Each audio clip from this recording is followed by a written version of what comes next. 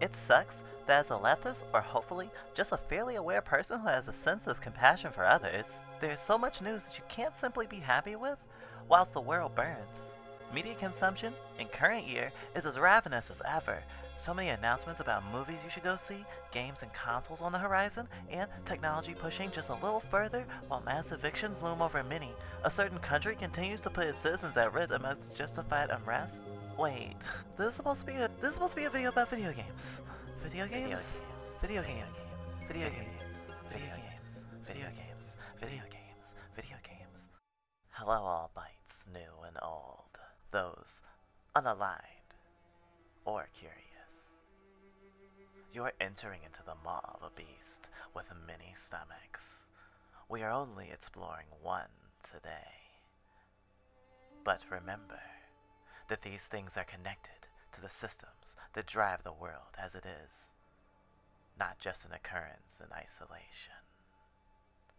And the more we see the beast for what it is, the less the beast has us in its metaphorical grasp, and the easier it will be to recognize its movements as dangerous and something worth resisting. It attempts to vor us all and make us die with it when the world is no longer sustainable, leaving only it fed by us, and us all starving in its belly. But regardless of the circumstances in which we've met today, we bid you good luck in your journey. Welcome to Fluffbits. This one's gonna be kinda angy. Capitalism seems not to be slowing down. It may be the strongest cumulative force in our world today, and though we are talking about video games in this video, it too is inescapable from the chokehold of capitalism. So, there was recent video game news that should have made us happy, but makes us feel whatever mix of guilty and addicted is? For the 35th Mario Anniversary 3D game compilation is coming out. Oh, video games, right? It contains Mario 64, Mario Sunshine, and Mario Galaxy, all for just $60. Now what's wrong with that? Am I suggesting video game companies should stop releasing games for a time just because of a mean old pandemic and political achy-wakey in America? Because advertisements have indoctrinated countless gamers to put escapism over their own lives? I mean, it's kind of a good point considering the problems that microtransactions and simulated gambling in games happen as similarities of the dynamic with customers and companies that push lifestyle branding. You know, good old commodified identity. Like being a Mario fan, or even just a gamer, which has very much historically been a component of the video game industry since, well, ever since Nintendo marketed their games as just for kids fun, which also set back discourse on video games as art because it was pushed as a toy for children. But obviously this is bad but nothing new, right? You could say the same for other video game remasters, right? Or even this year's eventual release of the PS5. Well, if that's the case, why is this even an issue? Companies gotta make money, right? Well, the thing is, the Mario Collection is putting a limited time on the availability of the 3D Mario remasters. After March, they won't sell them physically or digitally anymore. Kinda like the old school Disney Vault? So our issue became, oh, you're presenting a thing people have wanted for a really long time. But most working class folks are in financial deficits right now. And you're putting an arbitrary time window on it, which will force people to buy it soon, when they would have otherwise waited. Free will is kind of compromised when you've been raised in a society of consumerism, especially when it comes to false scarcity, which is literally the reason why most people you know with a Steam account have more games than they can even play in their lifetimes. There was a sale. I had to get it. It was so cheap. Limited time. False scarcity is something Nintendo is very good at, notably when concerning amiibos and the NES Mini, which 9 out of 10 scalpers loved.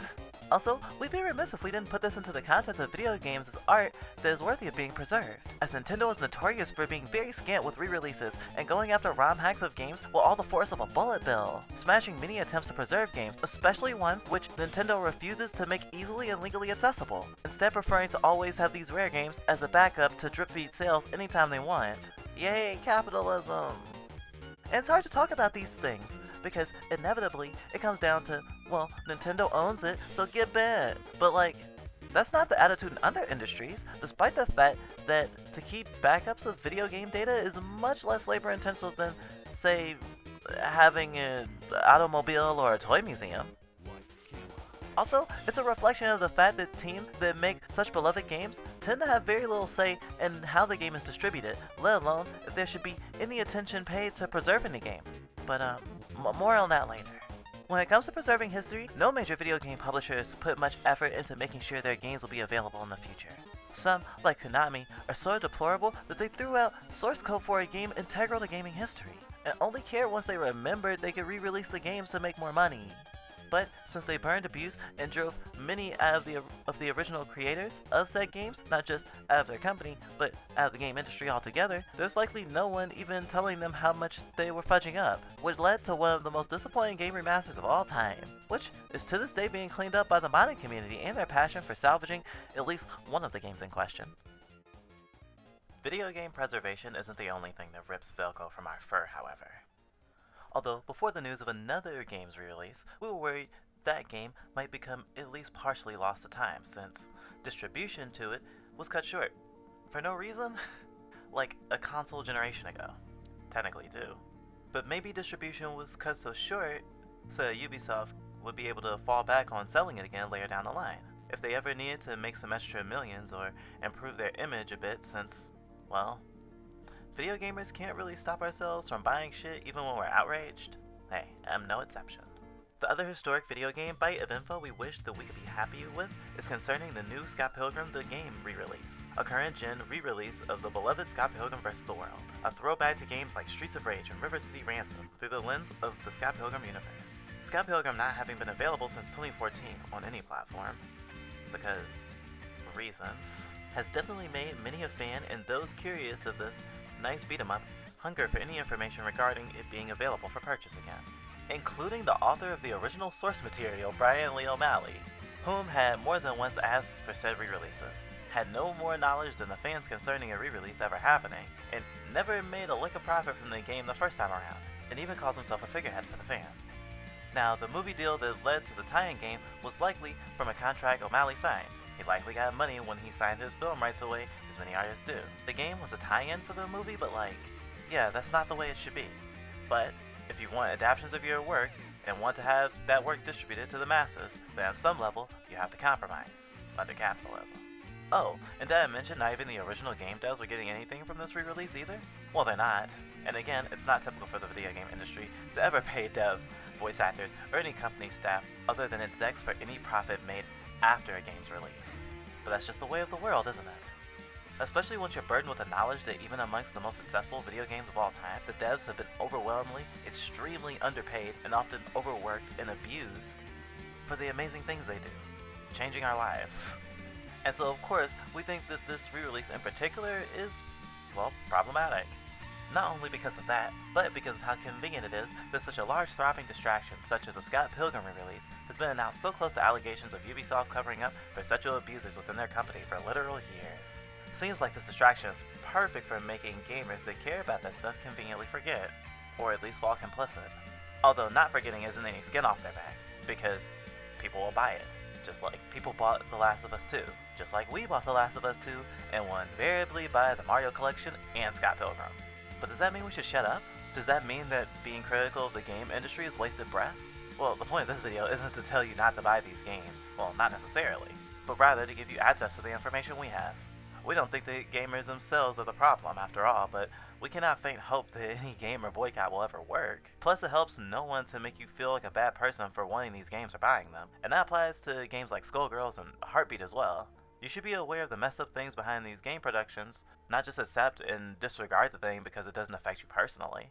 It's important that video game discourse break out of the paradigm the industry has yoked it into for so long, of any talk of video games being thinly veiled advertisements paid for by publishers. These takes have been percolating for us ever since Jacob Geller's recent essay about writing on video games, where he mentions many video game publications, especially those centered on reviews, nearly always are written with the intention of convincing you whether or not to buy the game in the first place. It reminded us of years of our youth poring over video game articles of old and recent magazines, seeing but not recognizing the pattern of new game is announced, gets a featured article fully illustrated and written with such reverence that you'd expect any game that graced the front cover to change the medium forever, only for its coverage on release to be boiled down to 2 pages or less of why it's good or bad, or occasionally a masterpiece. and why you should own it, and really nothing more. Although Pamphleteer's long-form essay about Nier Automata and how mainstream video game reviewers don't really know how to talk about it without doing the themes a massive disservice, has had a huge effect on our review of the nature of video game publications as well.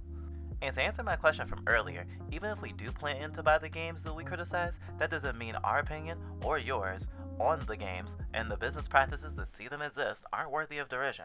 Even as Jim Sterling, the non-binary icon of video game criticism, even recently admitted that despite all the issues with releasing the PS5 this year, alongside all the abhorrent poverty, disease, mass eviction, and fires we referenced at the start of the video, and the fact that you have to apply for a spot to even pre-order a PS5 in the first place if you want to order from Sony, which is very icky, Jim too will be buying one. Of course, Jim needs one for continuing to be a video game critic, but we don't think even they would say it's immoral to buy or pre-order one just for fun. Actually, I'm pretty sure in their video we're linking in the Oopsie Daisy, there is a part saying just that. Okay, well, if that's all the case, what's the point? Be informed, feel bad, but buy all the shit you want anyway? Well, can't say we have all the answers, or that you should bum yourself out constantly when thinking about the industry that you likely derive some amount of pleasure from. I mean, if you got this far in the video without at least a passing interest in video games, we'd be very surprised. However, video games and its industry are just one component of the political climate right now, and we made this video in hopes of reminding you not to divorce your thoughts on the current power structures from the things within it that seek to make us all happy and uncritical. And to start getting used to the idea that video game companies aren't your friends, even if they've tried hard to convince you otherwise ever since you were an itty-bitty bite. They benefit from our complacency after all, and by making you a lifelong consumer, they've made it seem like their crimes are all our crimes. Just like when environmental conversations started holding the average citizen accountable as much as the companies that lead the world's carbon emissions. But hey, just because we don't have an answer right now doesn't mean that cooperation and information sharing can't lead to folks finding one, right? It's part of the whole revolution thing. But at the end of the day, that's what we want to contribute to, for as long as we can. Thanks for watching.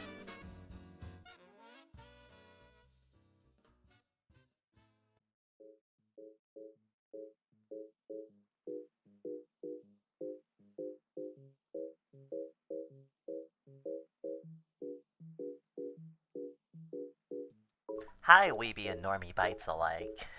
I'm Mokabite. Didn't really get a chance to get in the video, so I thought I'd squeeze in at the end. It's really funny because when we were making this video, it was before the PS5 showcase announcement thingy, and that actually made us an extra day late on this upload.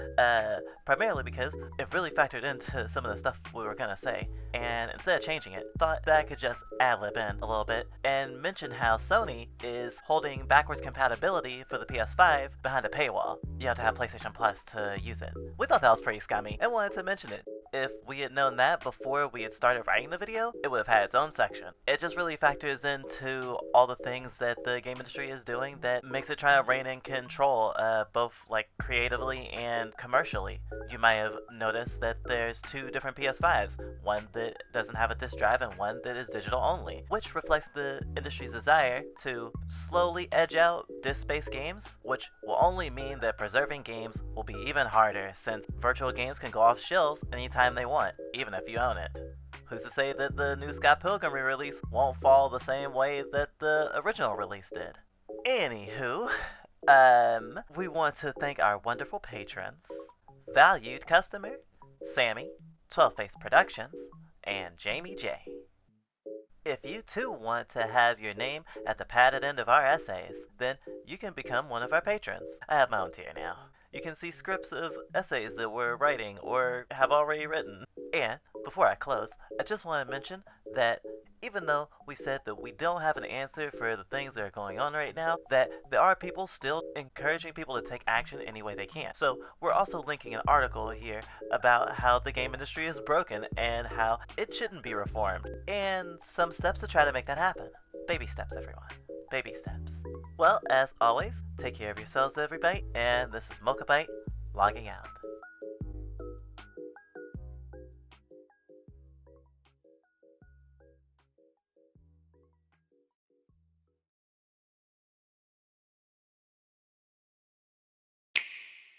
After March 31st, we'll stop selling this timeless classic.